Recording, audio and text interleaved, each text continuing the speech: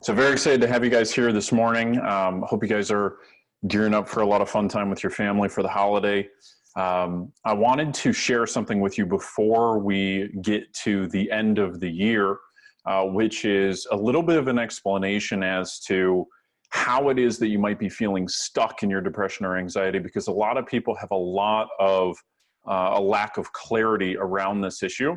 And I also know that right around this time where we're, approaching the end of the year is when you can start to reflect. You can start to reflect on, okay, what is the next year going to look like for me? Where have I been in the past 12 months? Where am I going? You can start, getting in kind of that comparison model where you're thinking, are things better or worse than they used to be? And I know for a lot of you guys, unfortunately, you're in a worse spot. And I want to help you understand why that may be and what really has to change in order for you to start to make progress. So let's go ahead and dig into it. So my outcomes for today, number one, I want you to get a little bit more clarity where you may be currently feeling stuck or frustrated, okay? If you're feeling like you don't understand why is my depression or anxiety worsening over time, this should give you a lot of clarity in that regard.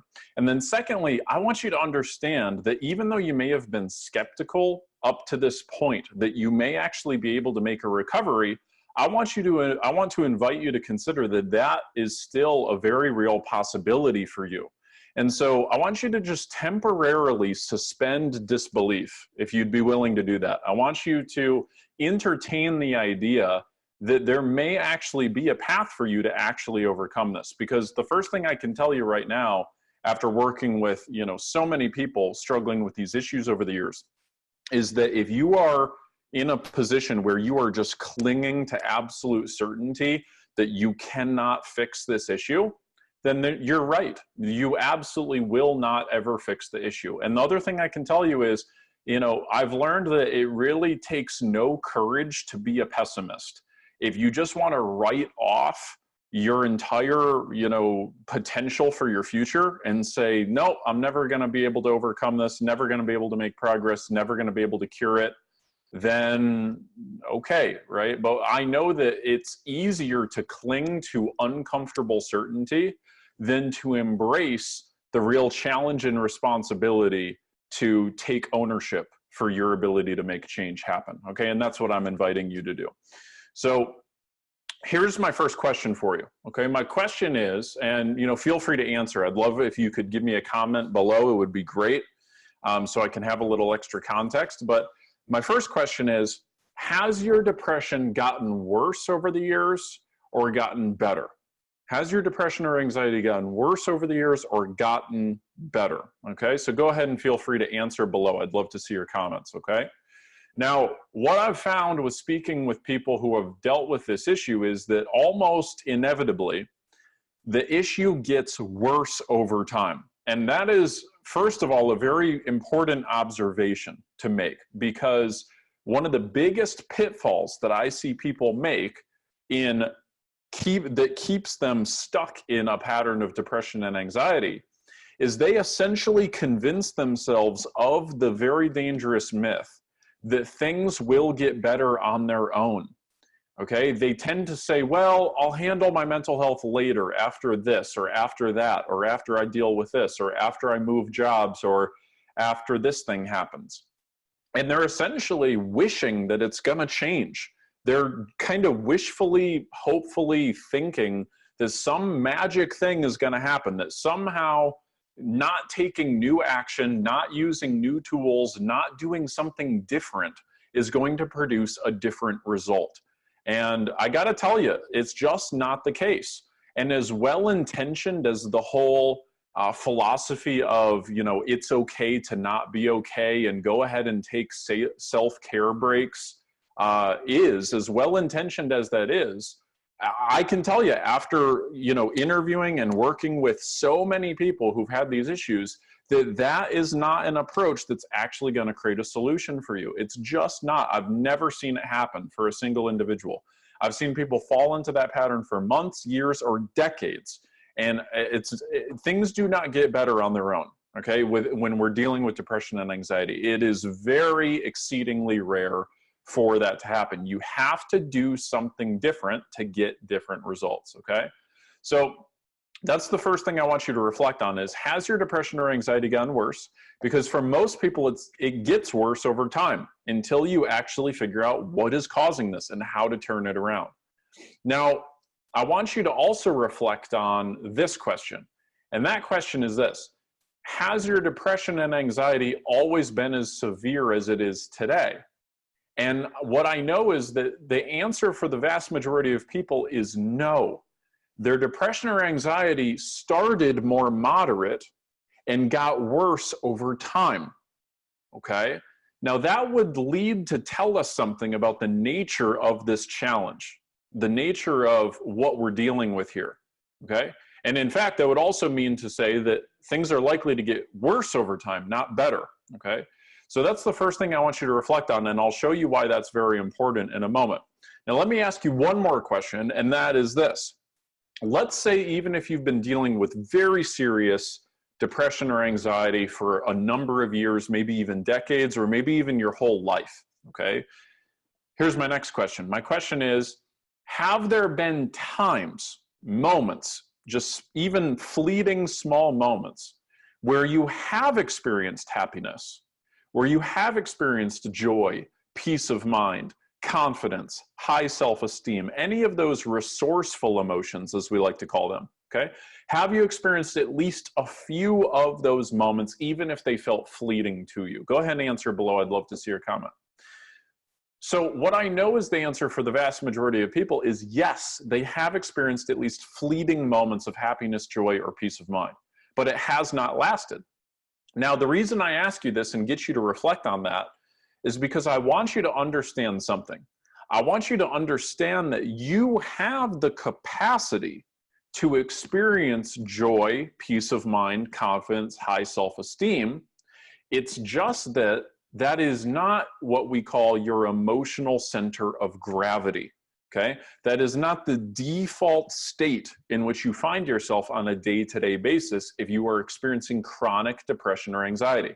Now that observation is important though, because what that means is, it's not that you lack the complete ability to experience joy, peace of mind, etc., as a lot of people with depression or anxiety would claim, okay? They would say, I never experience happiness, right? Well, that's not true. You do, just very rarely, okay? So you do have the ability to experience that emotion, but now the question I want you to be mulling over is, why are you not experiencing that joy and peace of mind in a more lasting way? And I want you to not just go to the default answer that you've probably, told yourself a million times of, oh, well, it's because my mom's depressed, or, oh, it's because, it's a biochemical thing, okay? Those approaches lack distinction of what the real source is that's going on, okay? So that's what I want you to explore. Now, the reason I point this out is there's a principle that I've learned to implement in my work with individuals that has helped them profoundly make sure that they can create real and lasting change. And I want to impart this principle to you. And this is what we call the grand piano principle. And you may have heard me speak of this before, but it's worth a reminder. So this principle is, imagine if you have a grand piano and you leave it untuned for a very long period of time, let's say a couple years. If you then go to play that piano, it's going to sound horrible. Now, it doesn't mean the piano is broken. It doesn't mean the piano has a permanent disease or disorder. It doesn't mean that the piano is doomed, okay? It just means the piano is vastly out of tune. It hasn't been cared for in the proper way. The appropriate approach has not been applied to it. And so if you tune that piano, what you're going to need to do is on day one, you're going to go and tune that piano, and it may play well for a day or two, but it will go back out of tune in a few days. So you then need to tune it again a few days later, and then maybe a week later, then 2 weeks, then a month, then 2 months, then maybe 6 months later, okay? And the reason why you have to do that is because the piano strings, having been unkept, let's say, for a very long period of time, have become conditioned. They've been warped. They've bent and stayed bent in the wrong direction. They become conditioned. Okay, so what you have to do is recondition them so that they get back to the state in which they're supposed to be. And once they're there, they will more automatically stay in tune as opposed to more automatically staying out of tune. And I want you to understand that your nervous system operates in the very same way. So let me give you a little bit of an illustration to share with you how this happens. Okay, this is usually what happens for people who've had depression or anxiety over the course of their life. What happens is, at an early age, because for most people it usually sets in somewhere between as early as 8 or 9 in some cases, maybe a few years earlier, but usually by like mid-teens is when most people say their depression or anxiety definitely started hitting them, okay? And then very often it sticks with them to some extent through the rest of their life. So here's what happens usually. And I want you to reflect on this, even if it takes you a minute to really get yourself back to some of those early years before your depression or anxiety was really set in. Here's what happens for the vast majority of people. When life experience is coming to you, you will have a default emotional reaction and a way of processing that life experience. So for example, some people, let's say they're in the working world, they're in a career, something goes wrong in their job. For a lot of people, when something goes wrong in their job, they do experience a little bit of stress, but then they're able to respond resourcefully and get themselves back in state, so to speak, right? They're able to get their confidence back, get their joy back, do whatever they need to do.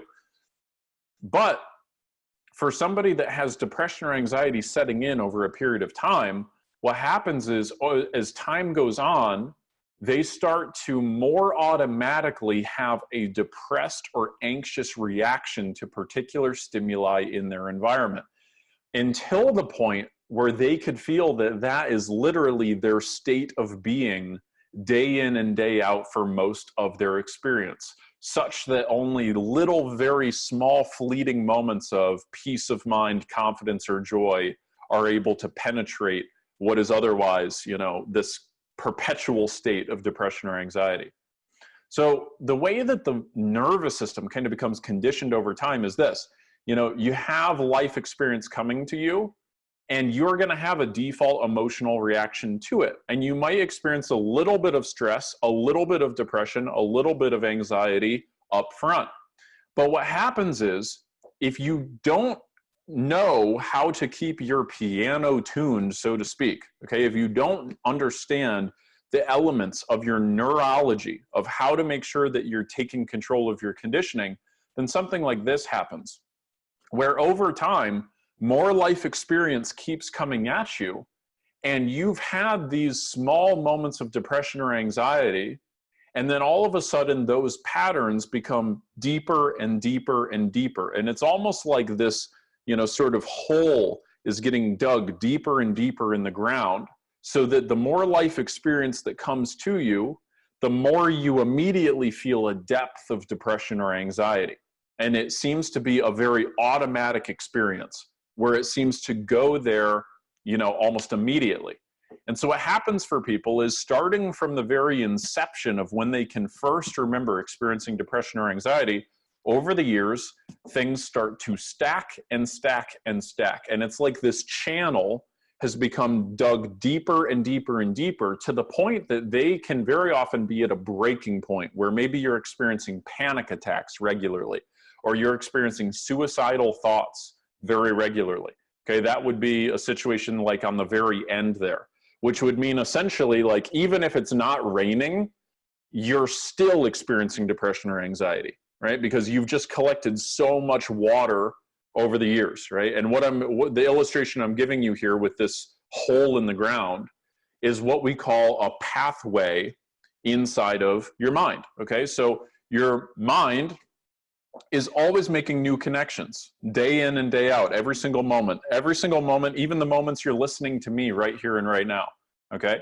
You're either completely blowing this information off and you're going, yeah, no, my depression and anxiety is because of this, and what do you have to teach me, okay? Or you're going, this is intriguing, I'm curious, tell me a little bit more. And you're literally opening up a new possibility inside of your mind, because your mind is consistently looking to make new patterns, new connections, and essentially new shortcuts shortcuts that can help it learn how to respond in certain situations of life. Okay, and so what happens is, as you go through life, if you've been experiencing depression and anxiety and you've not learned how to diffuse and interrupt those emotional loops when they start to run, they become deeper and deeper and deeper, to the point that they become so automatic and powerful, you feel that you no longer can understand why you're feeling the way you feel, and you feel like you have to resort to going through a biochemical route, maybe going on medication, which is never going to actually deal with the real source of the issue. It's only going to try to, mitigate the symptoms, okay? And so what you've got to understand is, if you want to really deal with this at the root, you've got to deal with your conditioning. You've got to deal with the systemic way in which your mind has created a habitual response of depression and anxiety to your life, okay? And so the good news is your mind is always making new connections, and the ability to make a new set of connections is just as available to you right here and right now, regardless of your age, as it was 1, 2, 3, 10, 20 years ago when your depression or anxiety first set in. And if you have the right tools, it's like getting a shovel. And what's amazing is you can actually take advantage of this exact experience for your benefit. So instead of year after year further digging a hole, right, further creating a system of neurological conditioning where your default emotional and behavioral responses are depressed or anxious, what you can actually do is you can take conscious control of this process so that the deep reservoir ends up becoming one of joy, of confidence, of high self-esteem, of peace of mind, of clarity, okay, of whatever it is that you want to be experiencing, of ambition, determination, okay, all of the emotions that you may want to be experiencing. And what happens now is we develop what we call a pathway of power.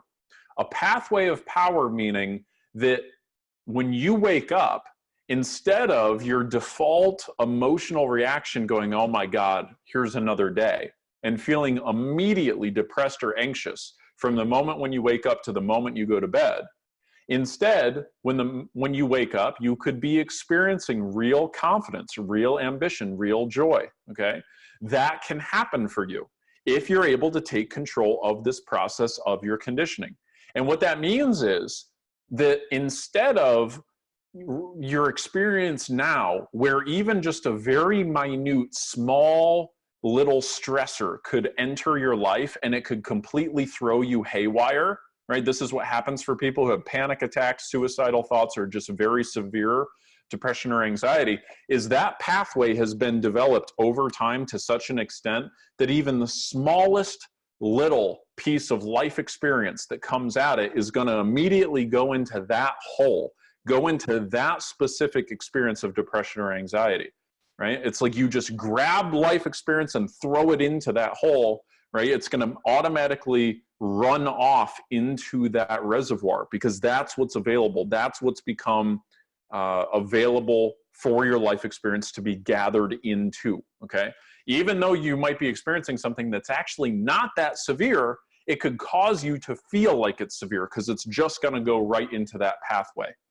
So instead, if you take conscious control of this, what can happen for you is even the smallest little stressors that occur for you, or even very major ones, could be ones that don't even throw you off balance, right? You could have now a new emotional center of gravity. You could have a new pathway of power, right? To use this illustration here you see on the screen, you could have a new reservoir that's dug. You could take a shovel, right, which represents the tools that shape your mental conditioning, and you could very purposefully dig out for yourself a new reservoir called confidence, joy, peace of mind, etc.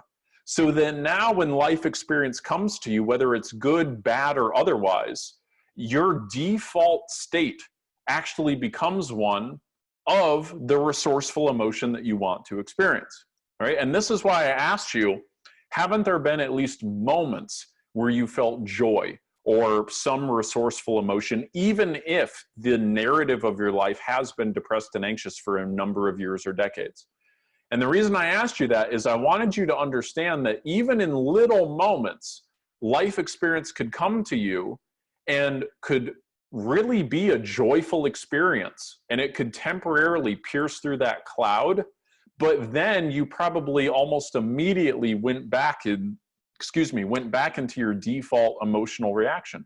And that's like, it's like, even if there was an amazing rainfall of, you know, joyful life experiences coming to you, if you've got a big deep hole dug that's depression or anxiety, you know, that rainfall is going to go right into that reservoir, and you're going to start saying things to yourself like, oh, well, this won't last. And boom, now all of a sudden you're back in that old pattern. So I want you to understand that this is not something that is random. It's not something that's just genetic. It's not something that's just hereditary or biochemical. That's not the source of the issue. The source of the issue is the conditioning. That's what you've got to be able to take control of. Okay, so, you know, think about, you know, has there ever been a time in your life where you were out of shape and then you got in shape, or maybe vice versa, you were in shape and got out of shape? Okay, that didn't happen overnight. Okay, it wasn't determined by your genetics. It wasn't, you know, that might have been a factor, don't get me wrong. Okay, but what happened, what is the biggest determining factor in whether or not you had physical fitness, was whether you were exercising those muscles, whether or not you were conditioning your body. Okay, and you might go to the gym on day one and you could barely lift, you know, like a 20-pound weight. But if you went to the gym consistently and always continued to press forward and forward and forward, fast forward 60 days, you're going to be in very different shape than you were day one. And this is what people don't understand, is this is why you may have that little moment of joy or what have you, but then immediately go back into depression, is you've become conditioned so that that is your automatic emotional response to the world. I'm not saying it's something you're choosing. I'm not saying it's as easy as a light switch. Don't get me wrong, okay? I'm not oblivious like those people who tell you you're not depressed. Depression's a very real thing. Anxiety is a very real thing. It's a very severe emotional response to your environment. But if we're going to take real responsibility for this, you've got to understand it's not a life sentence unless you allow it to be, okay? And just as you can develop physical fitness, you can develop emotional fitness. You can take control of your neurology. You can take control of these pathways of power, as we like to call them, okay? So what you need to understand as far as key takeaways go, number one, depression and anxiety are emotional patterns that become conditioned over time. This is why you feel stuck in them. This is why you feel like you're never going to be able to change them, because it has become the default way in which your brain processes the information that's coming to it.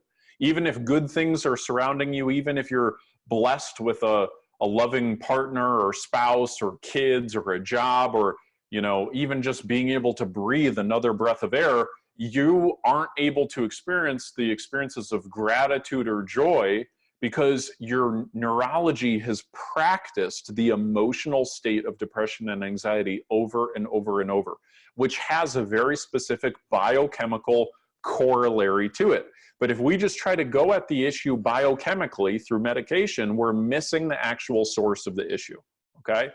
Number two, that feeling of being stuck comes from when the conditioning becomes too strong. That's when all of a sudden you no longer feel like you actually have a choice of how you respond to your environment, where you no longer feel like you have a choice of being able to respond positively or with confidence, etc. That's what happens.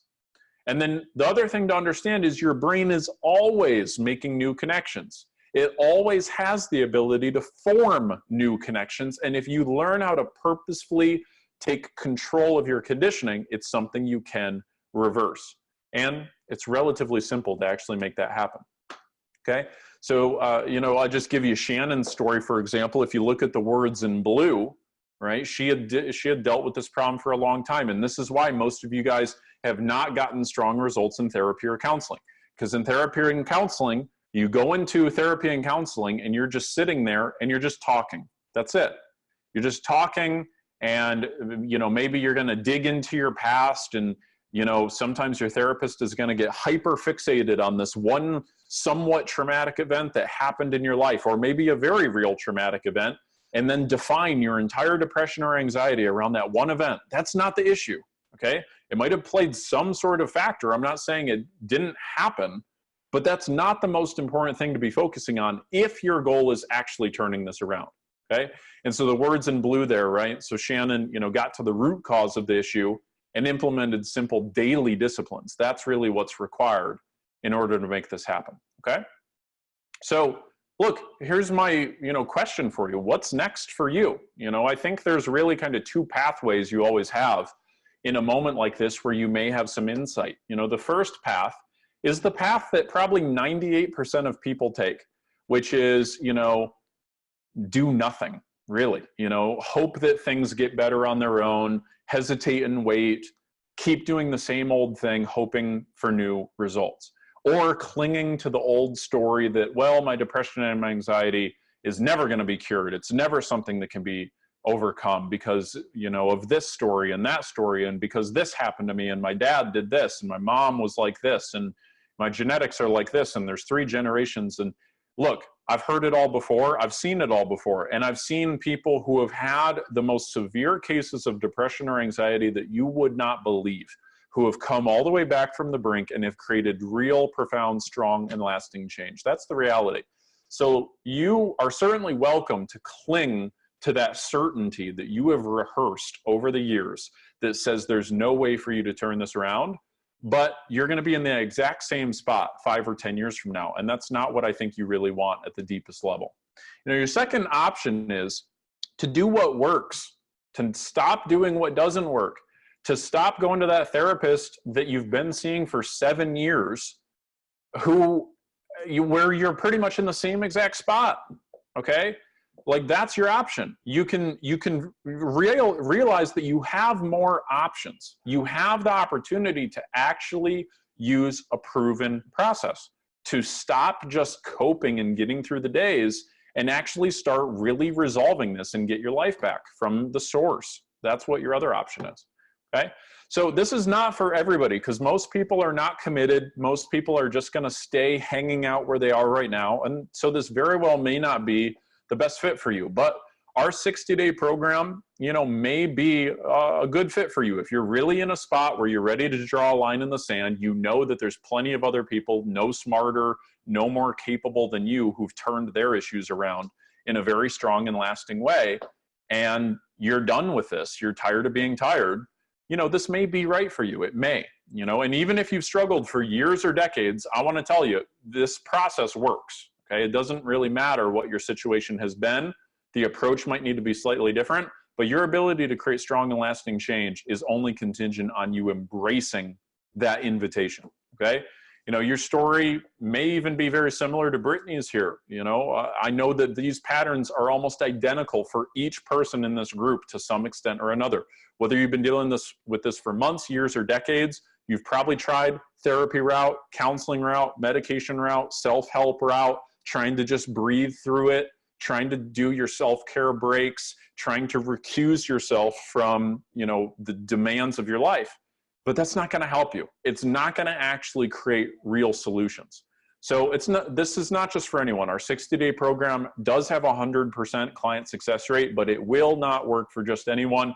You do have to be, number one, open-minded and coachable, because otherwise I can't help you. Unfortunately, I'm sorry.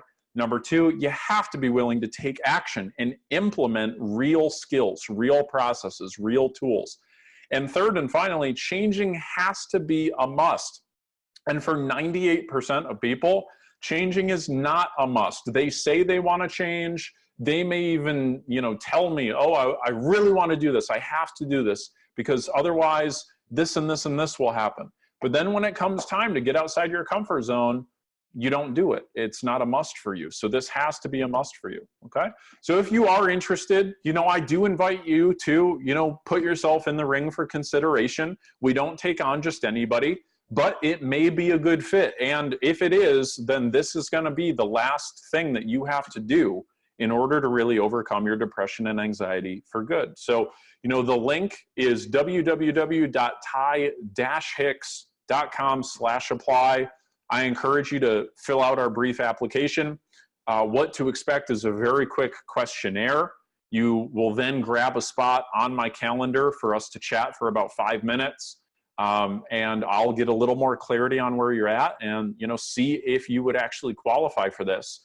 And if we would be confident we could help you create a solution in 60 days. So that's my real question to you. I ask this all the time. Where are you going to be in 60 days? Think about that date on the calendar. What is 60 days from now for you right now? And where do you want to be? Do you want to be in a spot where you are depression and anxiety free, or, like 95% of the way there and about to be 100% of the way there? Or do you want to be in the same spot you're in right now? That's a question only you can answer. Okay. So I invite you to reach out when the time is right, when you're ready and you're ready to take action. Where are you going to be in 60 days? Okay. And I hope this has been helpful for you guys. As always, sending you love and respect, and hope to serve you any way I possibly can. Enjoy your holiday coming up. Very excited to speak with you guys after that. Take care for now.